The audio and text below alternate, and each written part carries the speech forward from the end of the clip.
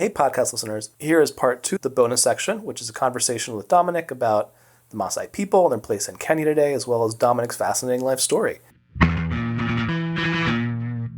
Well, I don't really know if this constitutes urban wildlife, but I was just very interested in watching the way the Maasai have adopted the grazing and the grazing migration patterns as Kenya has become more industrialized and developed. And I would love for Dom to talk, because he shared with us a little bit about that. Because we see now the Maasai raising their sheep and their cattle right along the highway. I don't know. That's I love that. Yeah. So let's talk about that. The Maasai are nomadic people, but now large areas being fenced in. So how are the Maasai adapting? Yeah, well, the country where the Maasai lives now is an arid country, which experience a lot of droughts almost every year. The main livelihood is kind of nomadic life, living from one place to another. But other tribes actually, they buy land and settle. Yeah. So they have really blocked the Maasai corridors, migratory corridors. This is why you see the Maasai driving the animals along the roads, because there is nowhere else they could go. If they try to pass through anyone's land, then it's a big crime. It starts some quarrels. Right, it's trespassing. Yes, so the Maasai is now, except in the larger Maasai Mara area, where the land is still almost empty. Yeah. There they can still practice the migration and the nomadic life, but not near Nairobi. Nairobi is all taken by big building estates, so they only left with the roads. And the airport also, sometimes the plane may try to land and you find thousands of cows walking on the runway. Oh, Wow. really? Oh, Anyway, no. we believe Nairobi still belongs to us. Yeah. Yeah. What about the north where you're from? Is there still room? It's like no one wants to live there. It's just us. So the land is totally, you can travel miles without seeing a single village. Oh, So, because of the yeah. political... But that one still don't guarantee the pasture supply, because we still travel to Mount Kenya region, which is central part of Kenya, and other areas. The moment it gets dry, it's dry. Yeah. And the whole country the whole area gets dry. So still we have to move. But our corridors are not yet blocked. Okay. Yeah. And our the big migration. Now there's more development. The migration from Tanzania to the Masai Mara. Are they using roads too at all because of the fencing in the grazing areas, the wildlife? The migration, the Serengeti Mara migration is totally away from any fencing. Okay. What we saw going the Masai Mara, there is that plain called Loiter Plain, where the local residents use wildebeest and zebras used to come to breed and graze. That is now the main area that is fenced, and we saw like 20 wildebeest just running out there. So yes, it used to be like thousands of them coming all over that plain and breed there, graze, and then when the migrants from Tanzania comes in, they also move into the park and mingle with the others. But the good thing is now all around the Masai Mara is the conservancies. So the Mara National Reserve is surrounded by the conservancies. So it's another alternative now that these migrants are accommodated there. Yeah, so I don't think it is a big deal anyway, because they go an option. Yeah. Has there been any movement at the federal level with the Kenyan government, or has there been any movement to try to preserve the historic Maasai nomadic corridors? Because I could see something like that happening in the U.S. The United States would say, this is a cultural heritage, this should be preserved, there should be land set aside. but Kenya looks like it's still developing so much. Maybe no one's focusing on that. I don't know.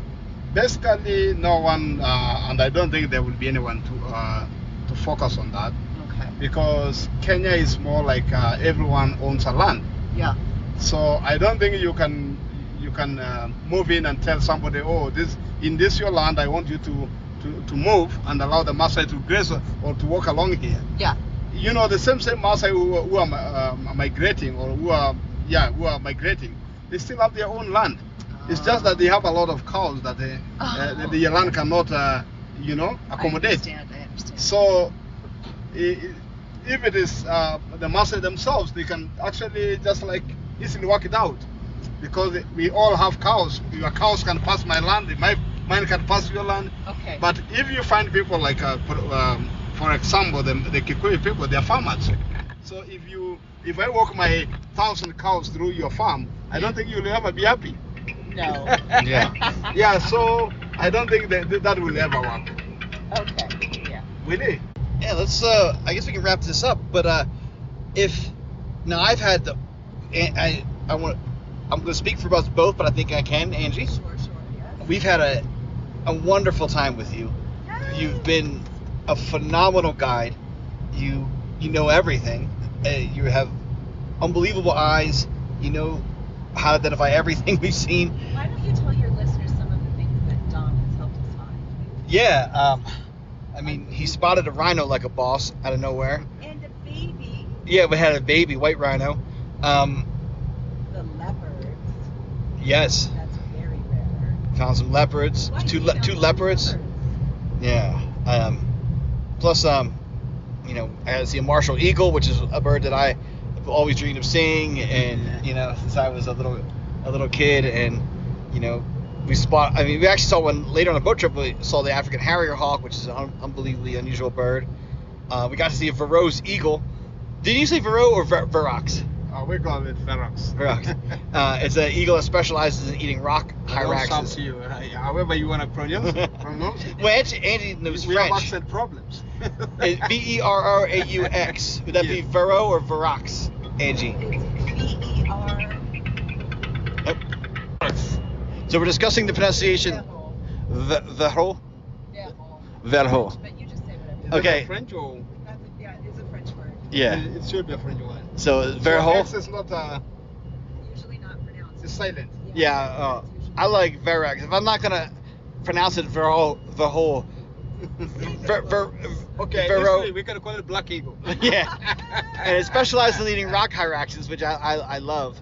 Now, if people want to visit Kenya and do and see wildlife with you, how do they get a hold of you? Personally, or through a company, or through you directly? Well, for now, I can say I'm working with a company, but I also have my future plans, Yeah. because I've been to this field for 20 years now, almost 21. So I wish one day I'll be doing my own things out there. Now, and we plan to do something with you in the future. So our listeners, I don't know if you know this, but Angie and I are branching out. We're doing our own tour company called On the Wing Tours, and this is a scouting trip. Our first tour will be to the Galapagos in September. So And Ecuador. yeah, and mainland Ecuador. Now, and so now that we met Dominic, we're gonna come back here and do something with him. Actually, if in the next few months to come, maybe you'll get a link of Echoes of Nature. Echoes of Nature. Echoes of Nature. Yes. Now, I just think our listeners would think this is really cool. What were you doing before you were a guide? Being a Maasai or a Samburu born, actually we started with animal herding. So before I joined school, although it used to be funny way of going to school, I started school very, very late when I was at about 14 years old, because no one, I was a very good arts boy. So everyone wanted always me to be there. And I actually forced myself to go to school, because my parents wanted me to keep on herding the animals and all that. So it's actually a norm in my tribe that young boys started herding animals from the goats, kids, you go calves, and then you end up herding cows and goats and sheep. So when I was at 14, this is when I realized that anyway, I'm seeing a lot of boys going to school. Why not me? So I sneaked from our village and go to school. And anyway, it was funny because I didn't have any short or a shirt. I had just a piece of cloth. Yeah. Because I'm a traditional boy, so I think all the kids were laughing at me when they saw me coming with a piece of cloth. Aww. Yeah, almost half of my body covered, half not covered. Yeah. But anyway, so the teacher himself found the interest of my interest of going to school, and he really advised me to just go and find a short and a t-shirt. But he bought me some. So the next day I was coming to school well dressed. Yeah. So from there I started. I went further to second year in high school. This is when I dropped out of school because of lack of fund. But I never let it go because I had passion with nature. So I took up the bird book from my brother and I started my bird watching. And this is what landed me to be a guide. Then finally I met one of the retired missionary doctors called Dr. Geoffrey Ivan. So Christopher Ivan. So he really took many of us into the field, introducing us to conservation, bird watching, how to identify all these things around us. And he was really blessed. Anyway, he secured jobs for some of us. Some of us struggled to find a job because, it's hard to find a job for 19 people. So some of us tried our own ways, and that's how we survived. And so, how old were you when you were a warrior? Was that before or after school, or? Well, I was circumcised, or I became a warrior at the age of 17. So, and I was not the top the top group of our age set, but in the middle of the age set. Okay. So, our first group became warriors in the early 1990s. So we came in 93. That's when we became warriors. To the year 2004. This is when we graduated to be junior elders, and now I'm a senior elder, as you can see me. So I'm not there to use any weapon now. I'm not allowed, but in case I'm supposed to, I can. Yeah. But ours is to advise and show the better ways of life, make good decisions, discuss good things about families and the community in large. Yeah, that's our role there. And you had to stay a warrior longer because your tribe had a conflict with Somali tribes. Is that true? No. What happened actually? Our Samburu tribe, although still Maasai, we both have different ways of setting groups, age sets. The Samburu we only do once in a group, and ours it took 14 years because at that particular time, we live with the other tribes like the Somali, Borans, Turkana, Pokot. So, and many years they have been terrorizing us with guns as we try to use spears and arrows. So the moment we came to learn that we can really get guns from them, we brought them close to us, we gave them cows and camels, and then they gave us guns. So the moment we learned to use the guns, that's when now things changed to on their side. Yeah? Yeah. So this is what took us long to graduate, because we were the strongest warriors. We were the first to learn how to use guns. So it took us long, yeah. And also the elders disagreement of when and who to start the new headset. We have clans, so every clan wanted to start it. So it took it long, yeah. I mean, I think our listeners are just going to be, their mind's going to be blown to think about you going from, a young boy herding cattle to a Maasai warrior to wildlife guide, but so you were bird watching before you were a warrior. Tony, every Maasai, every Samburu can be a guide. Because for us, studying these things is very easy. We know it by in our tribe. We know all the names, but the only thing is now to learn the English names and probably the behaviors. So that's why the schooling was important. Yes. I see. So to me, I know what's a mouse bird, so I can just go through the book looking for the mouse bird, and then I know because we call it casero. So I just look for casero, and then it's called mouse bird. That is it. Then what's interesting about the mouse bird? That is how easy it was. And we went through it. You speak what, 4 or 5 languages? I speak a bit of Kikoyo, Turkana, Samburu, or Ma generally, because Ma, we are all speaking one language called Ma. English and Swahili. Probably 5 languages. Yeah, well done. And even other languages I can say a few words, but that I'm not counting that. The 5 I'm talking about is the one I can really converse a little bit. Yeah. But before I forget, when I was a warrior, when we are warriors, we always have names, the warriors' names. And my name was Sangalai. Even my email is sangalai.dom@gmail, yeah? So, my name means a solitary warrior. Because when I became a bird watcher, I used to go alone.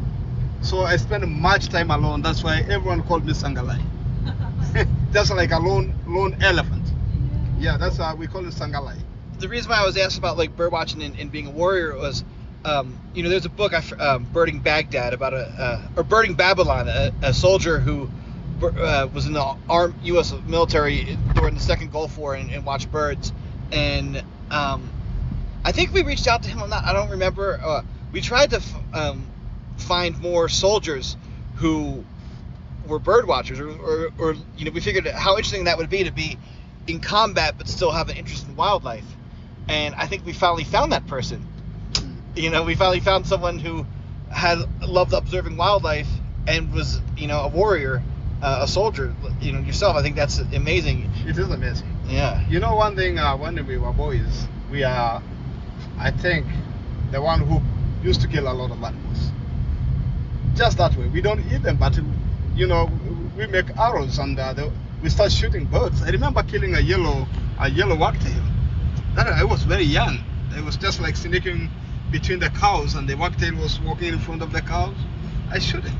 So I still remember it. I remember my first slingshot. I killed a purple grenadier. Oh wow. So I do remember all these things that I did when I was young. But the moment I came to realize the importance and got interest in these things, actually I don't want to even see anyone carrying anything that can cause harm to animals. I don't like. Yeah. So this has been an amazing interview. Anything else you want to tell our listeners before we wrap it up? Well, myself is it's nothing much, but I know you have a lot of those listening us, and probably some have never thought of coming to Africa, and maybe some have been dreaming. They have what we call the bucket list. Bucket list, Yeah, yes. they have this in the bucket list. It's actually the only way to kick that bucket list is to travel to Africa. You'll definitely love it, and you'll make it home, and you'll always wanting to come back. Yes. Just to visit, come and see this.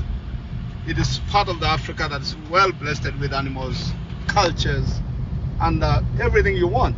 You'll get it here. Yep. Absolutely. We agree. We originally with our honeymoon, we were thinking of going to South Africa, and then we saw this opportunity, with Gate 1 to come here. I'm glad we did because we met you, and now we still want to go to South Africa, but now we want to come back to Kenya and see more of Kenya. It's one of those countries where it's like it's not like, oh, I've been to Africa now, I can go somewhere else in Africa. You're like, I want to see so much more of Kenya. Yeah. You say like before you go anywhere, you always don't know how it is. But the moment you travel and see, that's when you always now want to go because you know what it is. But you see, South Africa is also one of the great countries in Africa. Yeah. And it's more civilized, more developed than us. And but still, they can't beat us in terms of wildlife. The animals congregation here is phenomenal. You can't believe it. And if you come during the wildlife migration, you will really love it. It's something that's you will stop watching things on your screen. Yeah. Yeah, you just come and see something real in the natural world, and you will stop watching on the TV. Yeah. Now, Yeah. I know. Now, it's funny. What does caribou mean?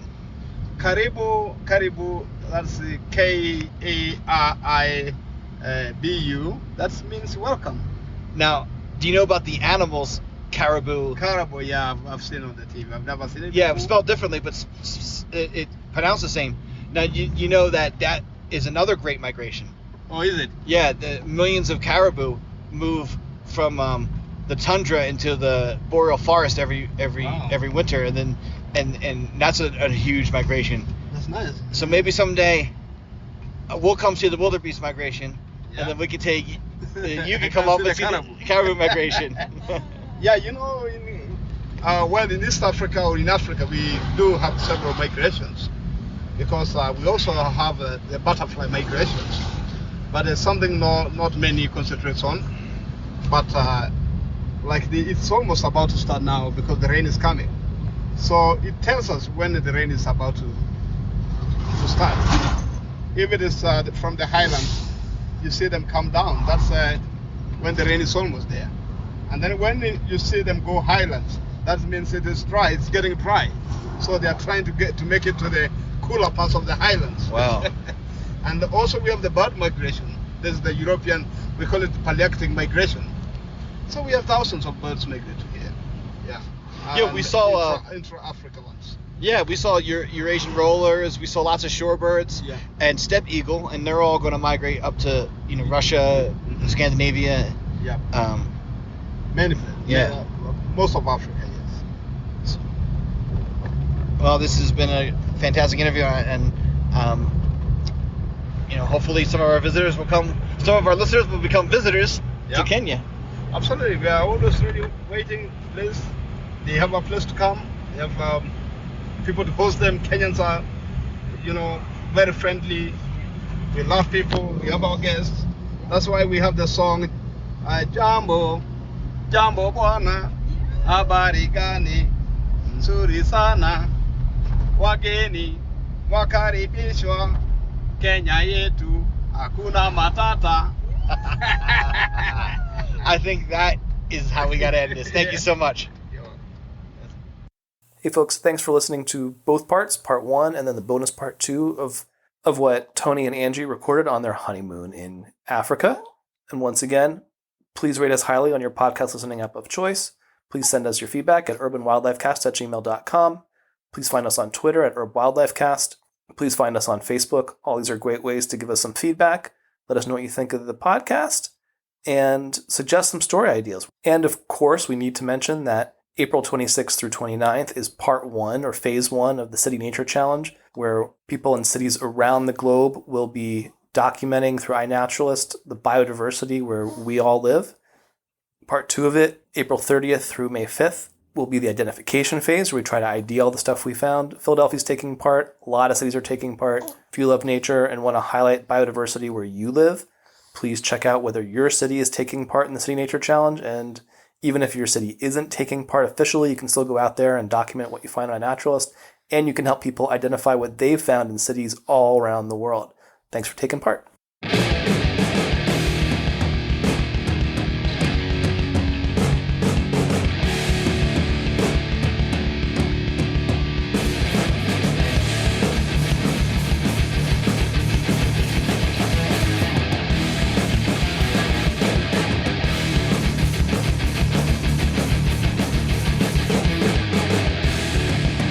are listening to Urban Wildlife.